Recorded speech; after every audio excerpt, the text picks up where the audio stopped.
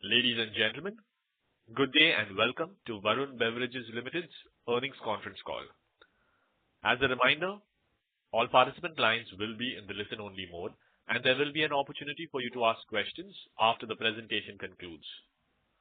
Should you need assistance during the call, please signal an operator by pressing star then 0 on your touchtone phone. Please note that this conference is being recorded. I now hand the conference over to Mr. Anup Pujari from CDR India. Thank you, and over to you, sir. Thank you. Good afternoon, everyone, and thank you for joining us on Varun Beverages Q2 CY25 earnings conference call. We have with us Mr. Ravi Jaipuria, Chairman of the company, Mr. Varun Jaipuria, Executive Vice Chairman and Whole-Time Director, and Mr. Raj Gandhi, President and Whole-Time Director of the company. We will initiate the call with opening remarks from the management, following which we'll have the forum open for a question and answer session. Before we begin, I would like to point out that some statements made in today's call may be forward-looking in nature, and a disclaimer to this effect has been included in the results presentation shared with you earlier. I would now request Mr. Ravi Jaipuria to make his opening remarks.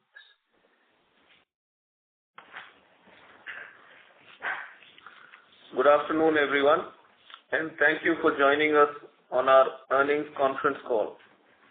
I hope you had a chance to review our results presentation for the second quarter and half year ended June 30th, 2025. We delivered a resilient performance during a quarter in spite of unusually early onset of monsoon rains in the peak summer months in India. We could keep our realizations per case and EBITDA margins intact due to growth in international markets supported by strong positive currency movement in company ended the quarter with a positive PAT in spite of 3% decline in consolidated sales volume. In international markets, Varun Beverages Morocco has commenced commercial production of PepsiCo snacks product Cheetos. This marks another milestone in strengthening our presence in the high-potential snack category, complementing our beverage portfolio and diversifying our revenue streams. We continue to focus on growth opportunities in South Africa market. We have enhanced our capacity by setting up a can line in Durban, one of our existing production facilities. We are awaiting approval from Competition Commission of South Africa for land parcel purchase adjoining our production facility in Boxford to further enhance capacity and backward integration. These are just a few steps in our series of initiatives to revitalize South Africa territory. Strong currency and our efforts in implementing backward integration last year have resulted in enhanced profitability in all our countries.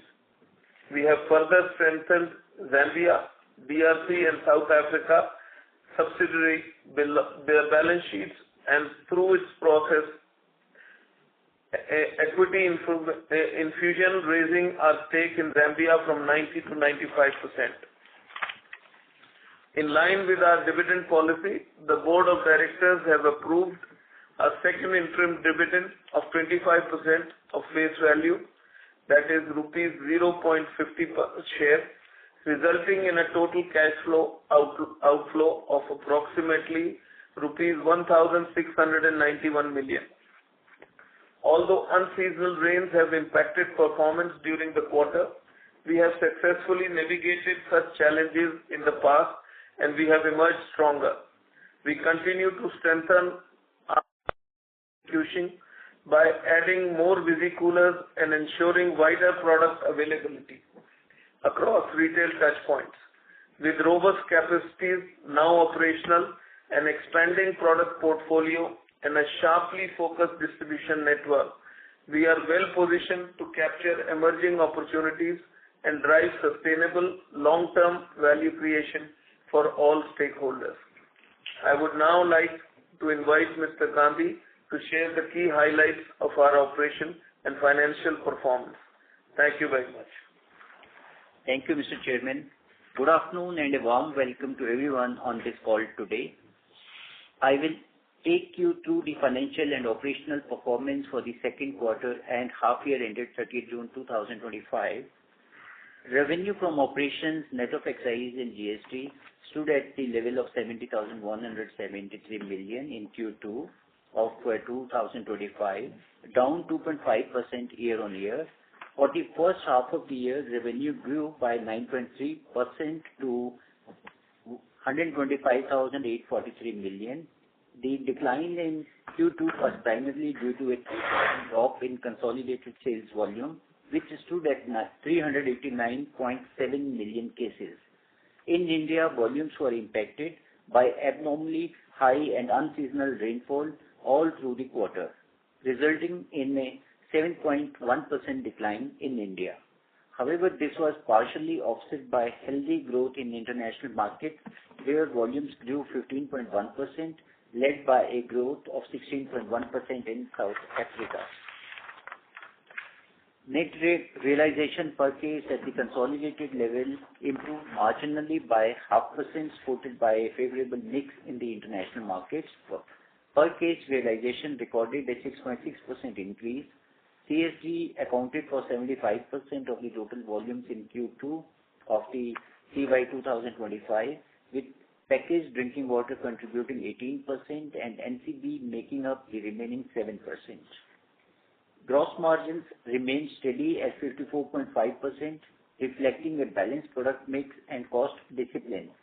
EBITDA stood at 19,987 million, with EBITDA margin improving by 82 basis points year-on-year to 28.5% in Q2 of 2025, driven by operational efficiencies and a strong currency in international operations. This margin expansion is a pleasant development considering the higher fixed overheads from the commissioning of 4 new greenfield plants at Prayagraj, UP, Damtal, Himachal Pradesh, Buxar, Bihar, and Mehdi Pathar, Meghalaya. These plants significantly enhance our production capabilities and supply chain agility, laying a strong foundation to capitalize on long-term growth opportunities in the Indian beverage market. The 4 newly commissioned plants have been established to reinforce our growth priorities in high potential and under-penetrated regions while improving operational and logistics efficiency. With multi-line configurations across CSD, JBD, and water categories, these large-scale facilities provide the flexibility and scale needed to meet rising demand and capture market share gains over the coming years. As we ramp up volumes, the fixed costs associated with these new facilities will be better absorbed, further supporting margin stability and operational leverage. PAT grew by 5% to the level of 13,254.9 million, supported by improved operational efficiencies and lower finance costs. Depreciation increased by 26.3% due to the commissioning of the new plants in India and the DRC. Along with brownfield expansion in other geographies, finance costs have been reduced significantly, with the Indian business now net debt-free following the QIP proceeds, and the remaining costs largely attributable to South Africa, including lease adjustments under the Ind AS 116. For the first half of the year, EBITDA increased by 9.5% to the level of 32,627 million, and the PAT rose by 13.6% to the level of 20,568 million. Low or no added sugar products contributed around 56% of the consolidated volumes in H1 2025, reflecting our continued efforts to evolve the consumer preferences. In H1 2025, we capitalized net assets of approximately 25,000 million, which included investments in the 4 greenfield plants across India, brownfield expansion in Sri City, and strategic projects in DRC, Morocco, and South Africa. Additional capex was allocated towards visi-coolers, returnable glass bottles, pallets, and logistics infrastructure to strengthen our on-ground execution.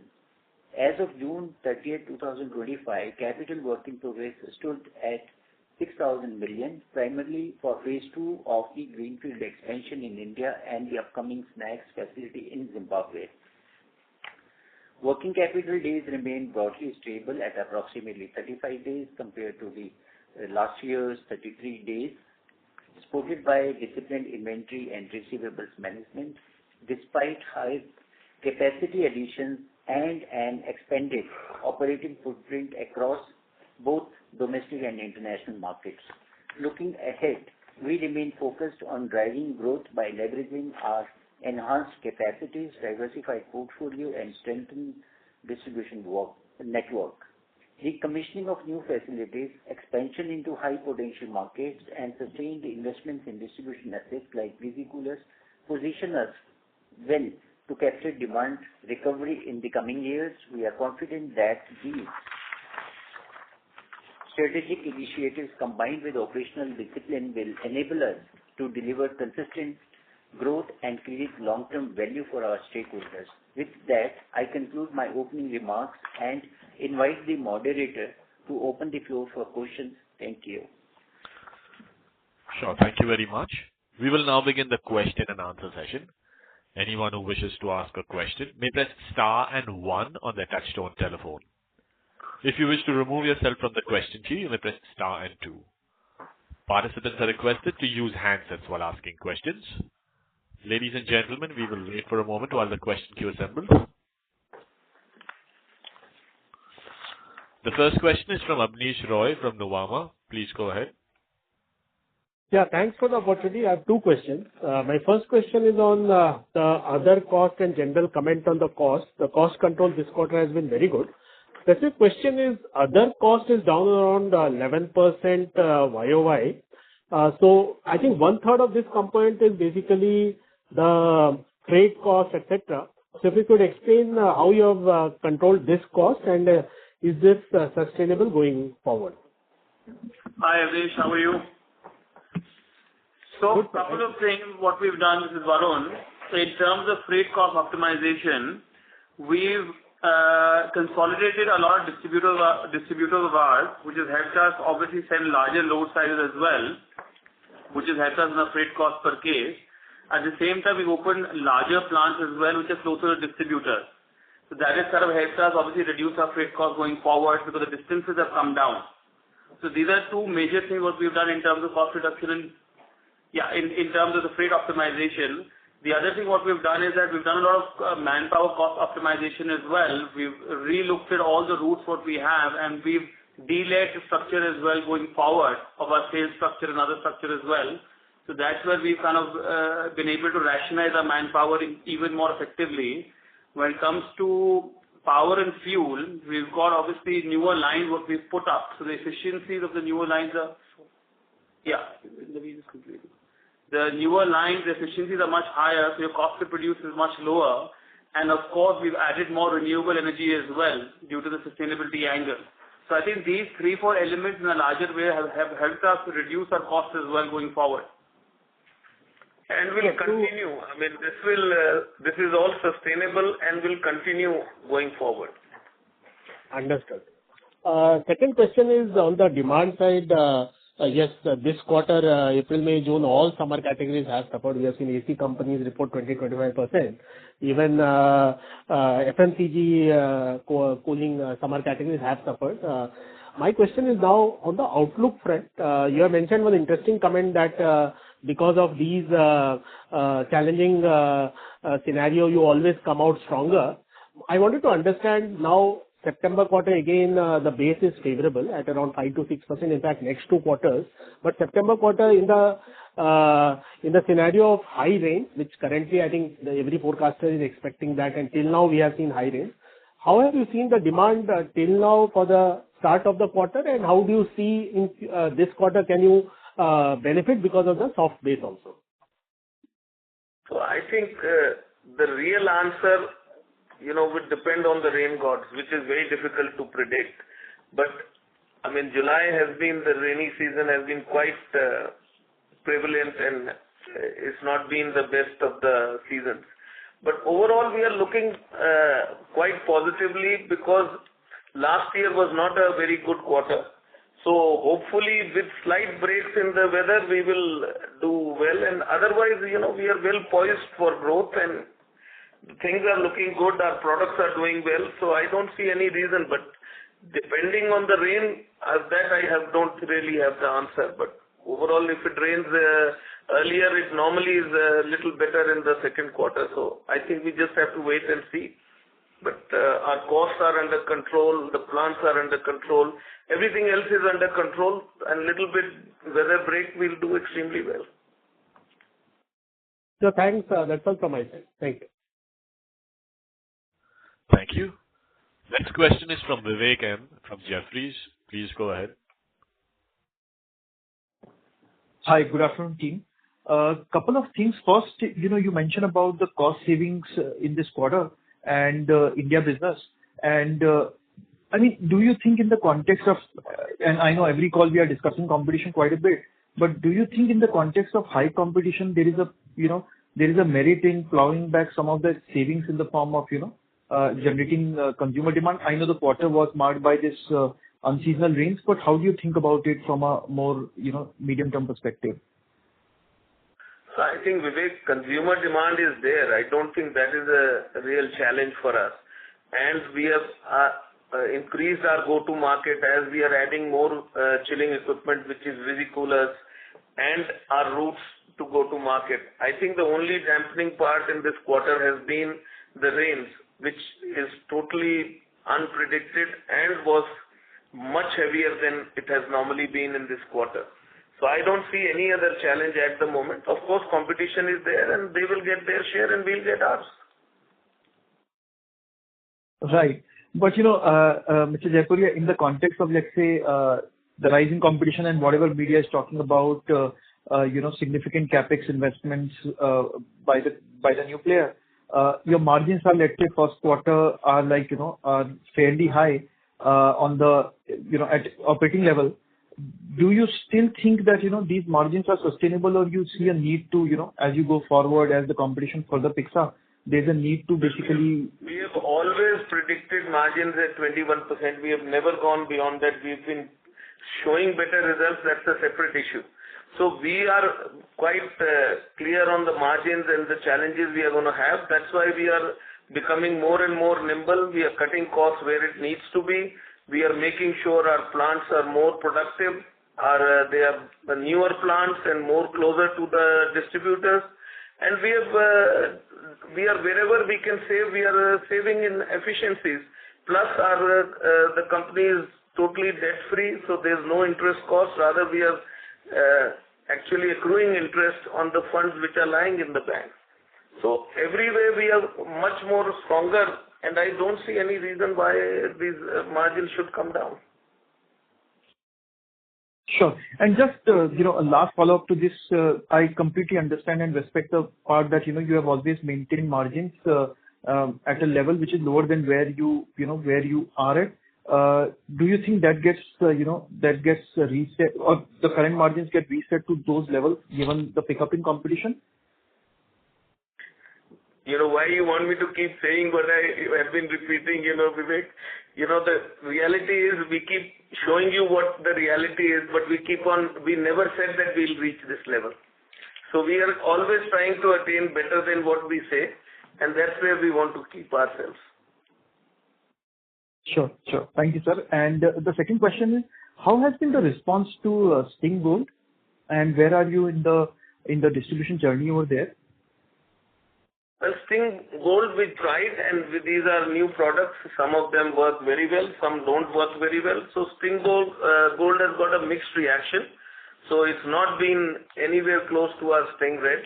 But certain markets have accepted it, certain markets have not accepted it. And I think I just add to that, Vivek, at the same time that the last quarter two is the main quarter we have, and looking at the unseasonal rains what we got. So we're going to obviously keep pushing Sting Gold again for the next 2 quarters. I think we'll have a better and a clearer picture in terms of whether that stands. Got it. Thank you, and wishing you all the very best. Thank you. Thank you. Next question is from Devanshu Bansal from Emkay Global. Please go ahead. Yes, sir. Hi. Thanks for the opportunity. Sir, this quarter numbers are obviously weak due to unanticipated rain.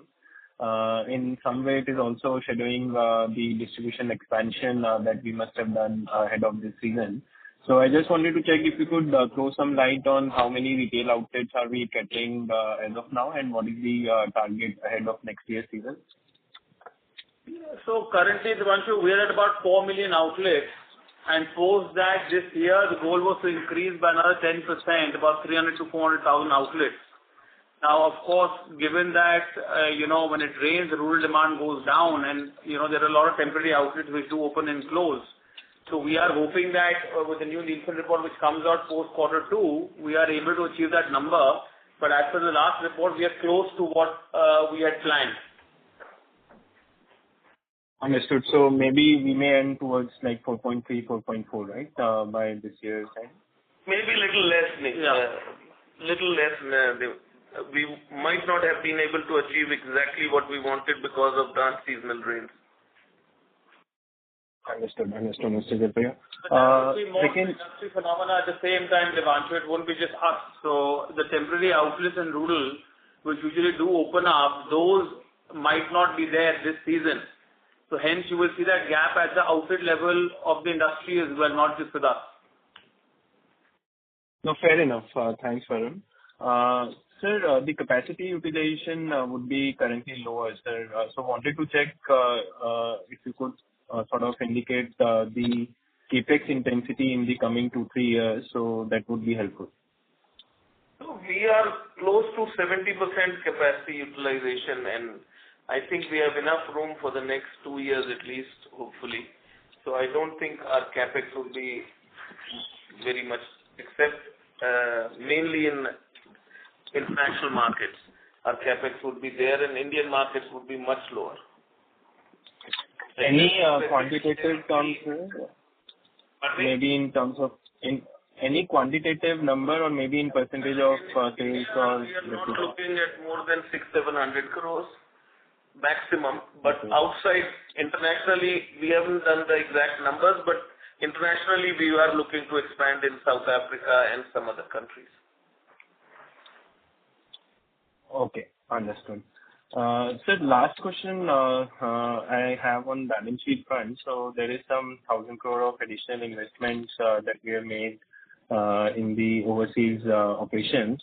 So wanted to check by when these international operations will be able to sort of sustain their growth with their own internal accruals. So there's some thoughts around that, maybe geography-wise, some geographies will already be doing. But if you could indicate either via geographies or on an overall level, till when do we need to sort of help those geographies sustain their growth?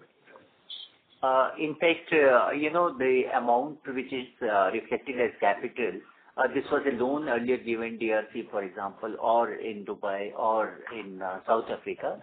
So these are converted into capital to strengthen those balance sheets.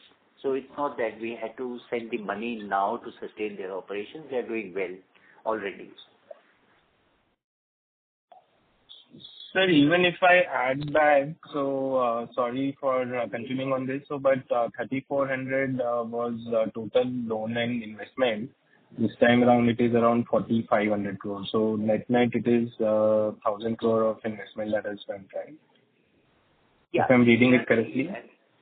So basically there are 3 projects which we are undergoing. DRC, the backward integration, South Africa, 1 canning line, and the plots which we are going to take. Morocco, we have this year completed the snack foods plant in the last quarter. Zimbabwe snack foods plant is under implementation. And the broad thing on the capital account is only conversion, but the funding which was required was under these 3 things. Got it, Mr. Gandhi. Thanks for taking my question. Thank you. Thank you. Next question is from Jay Doshi from Kotak. Please go ahead. Yeah. Hi. Thanks for the opportunity.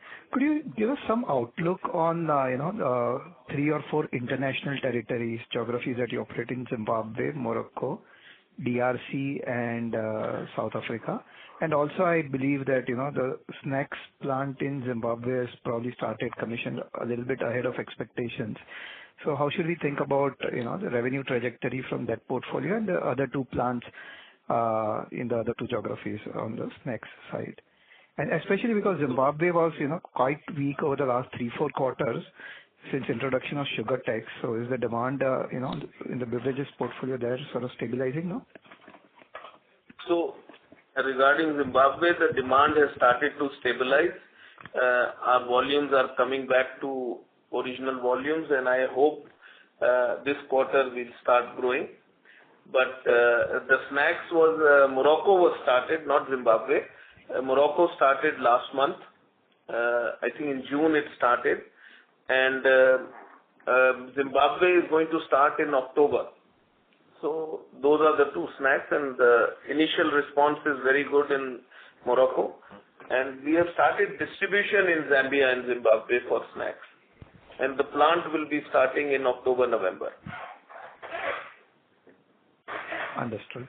And, volume growth, for beverages portfolio in the other markets, DRC and Morocco. If you could give us some color on how should we think about, at a full year level this calendar year?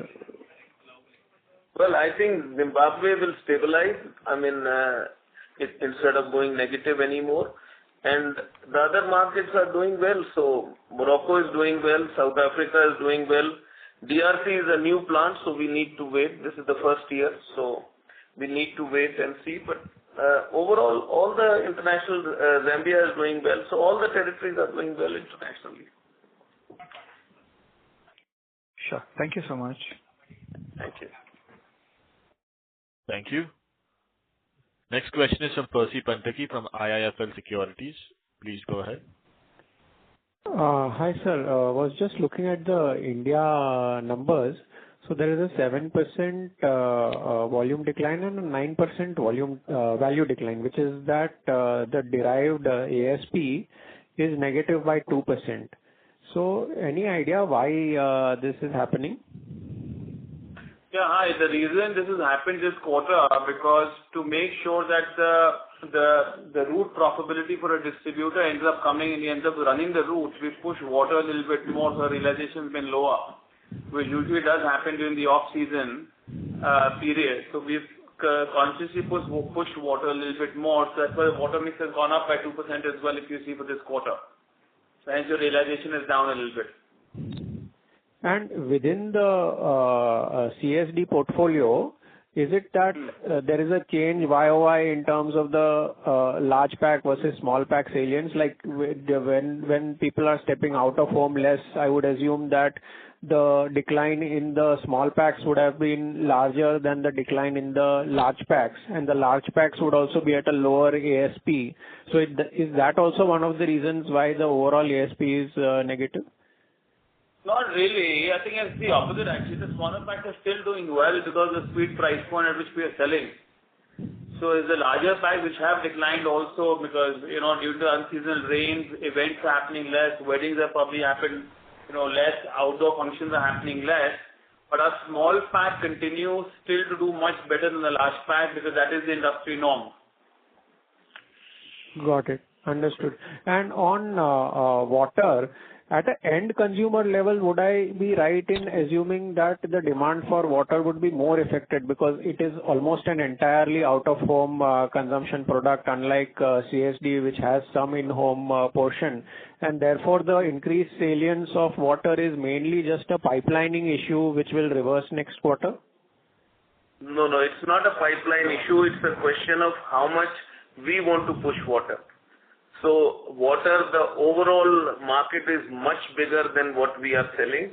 So it's only how much percentage we want to push water, we push water, otherwise we don't push water. See, water is simply a commodity. The cheaper you go on water, you get into different categories of competing with a lot of brands, locals and regional. So it really depends how much you want to discount on water. So it's nothing to do with the reason what you had mentioned. But given that your margins are not impacted, I am assuming that you have not taken the discounting route, right?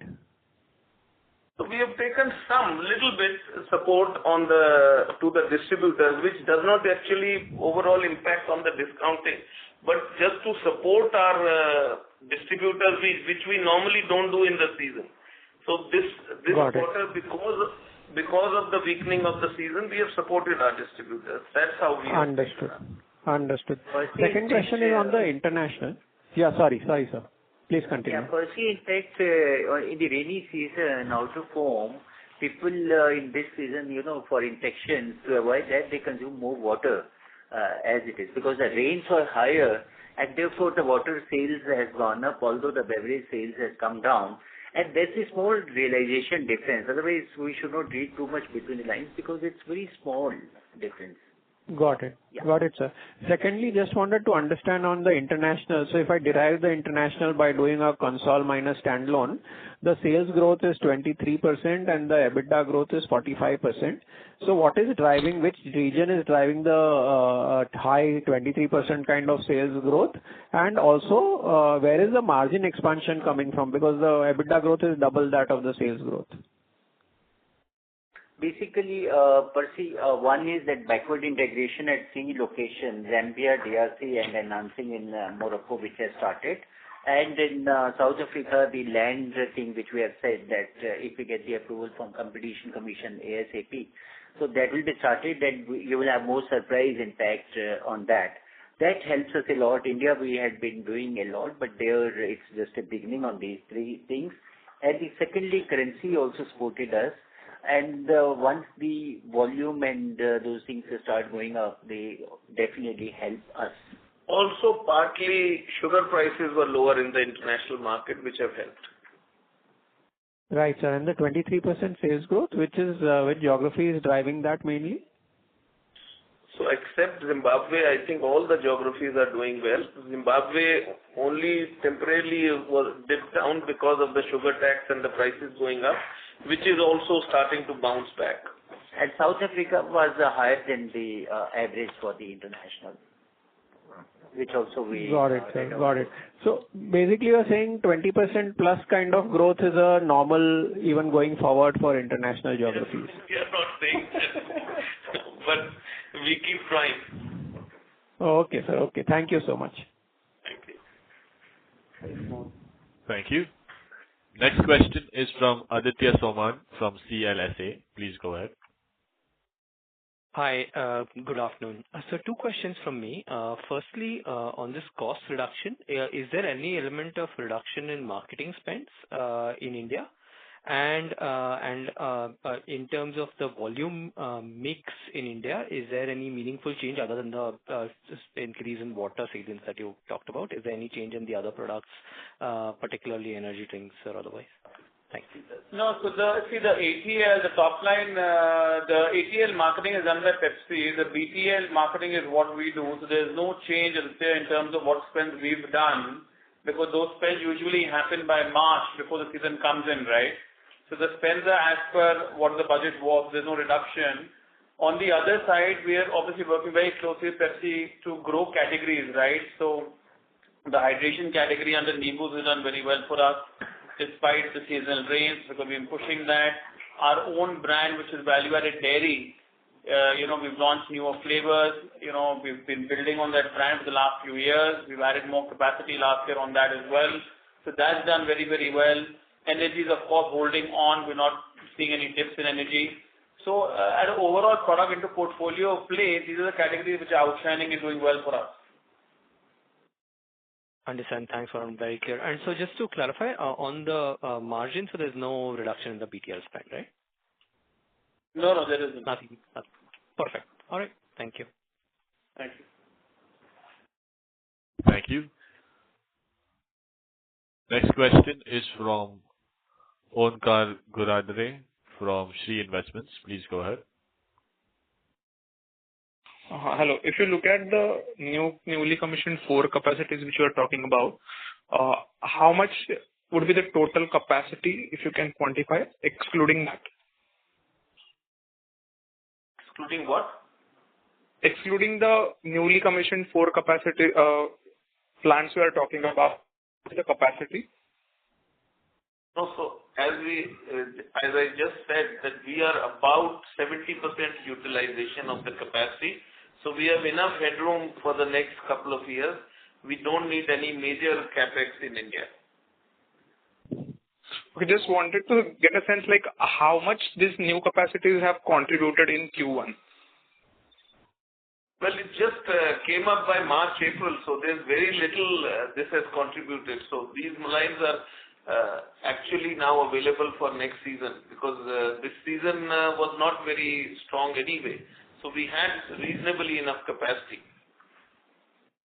Basically, you had to, read it like this. If overall my volume stays the same and new facilities has come up, instead of focusing everything shifting here or staying with the earlier plants, we have rationalized our freight, we have rationalized our other expenses and used these facilities to bring in other savings which are reflected in our P&L. Okay, all right. The second question is on the cash. What would be the utilization of that? Would they be used for adding new markets or acquiring companies, or you have already said that not that much of capex will be for the Indian market. So how they will be used? So we are looking for new acquisitions, and we are very actively looking at it, and also expansion in the international market. So mostly it will be utilized for the new acquisitions in the overseas markets, right? Acquisition and expansion in the existing market internationally. Okay, all right. Thank you. Thank you. Next question is from Sheela Rathi from Morgan Stanley. Please go ahead. Yeah, thanks for taking my question. So, to the previous participant question, you said that, we'll be looking for more international expansion, probably international M&A, and within India, we are not seeking any capex at this point of time. Just want to understand from... Any capex, but major capex. There Major will be capex. some capex depending on the location, but major capex will not be there for the next year or 2 years. Understood. And the question I have is that, are there any opportunities which lie ahead of us in the India market from an investment standpoint?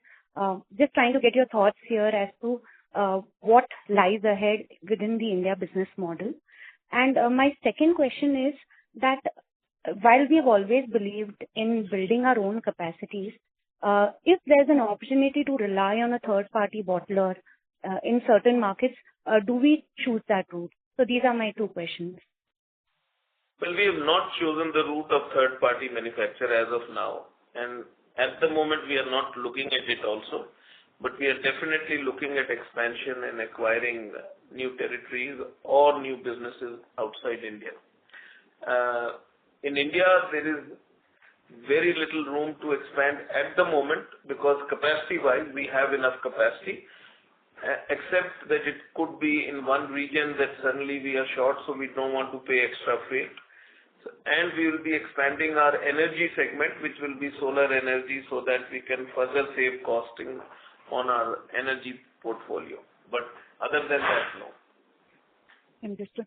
And so, just one question, because you have talked in detail about, how we are, working on our GTM strategy.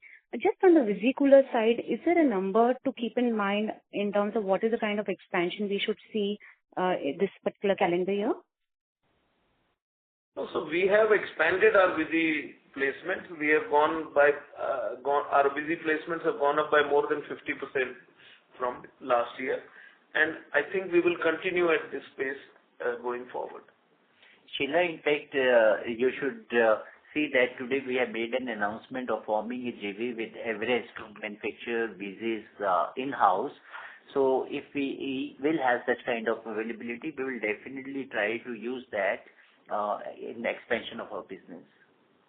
And that will be for India as well as As we had already announced that we have already taken 50% equity in the Sri Lankan plant of Everest. Yeah. So we are already going to start using that facilities for our south and west territories.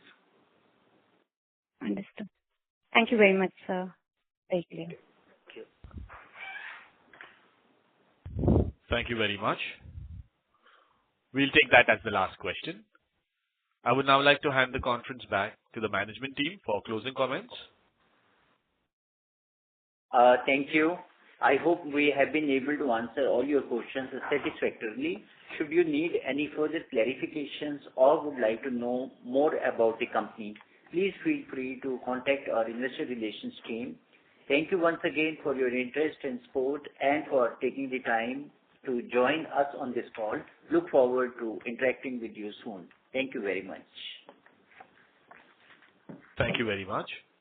On behalf of Varun Beverages Limited, that concludes this conference. Thank you for joining us, ladies and gentlemen. You may now disconnect your lines.